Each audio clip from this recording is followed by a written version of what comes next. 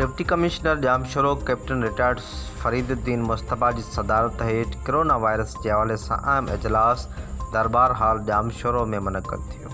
इजलास में पाक आर्मी के brigadier Salman Zafar, SSP Jamshoro Javed Baloch, lieutenant colonel Mujahid Bangash, district health officer Jamshoro doctor Ghulam Murtaza Khoso समेत ॿिया लाॻापियल अमलदार पिणु मौजूद हुआ। Deputy commissioner Jamshoro corona virus के हवाले से पूरे ज़िले के अस्पताल में कायम आइसोलेशन वार्डन, ICU वार्डन और कोरोना वैक्सीनेशन बाबत ब्रीफिंग ॾिनी। DC फरीदुद्दीन मुस्तफ़ा चयो त कोरोना वायरस के हवाले से चयन तालुकनि जा असिस्टेंट कमिश्नर हुकूमत पारां जारी कल SOPs ते अमल करण लाइ पंजनि तालुकनि में कम करे रहिया आहिनि। ब्रिगेडियर सलमान जफर चयो त कोरोना वायरस की टीं लहर इंतहाई ख़तरनाक है।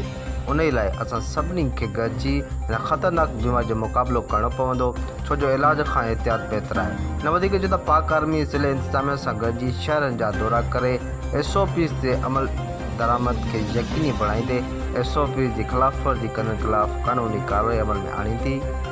बाद में deputy commissioner Jamshoro Pakistan army के ब्रिगेडियर सलमान जफर के लियाकत मेडिकल एंड साइंसेज अस्पताल लम्स जामशोरो में कायम आइसोलेशन और ICU वार्डन जो दौरो पिणु करायो।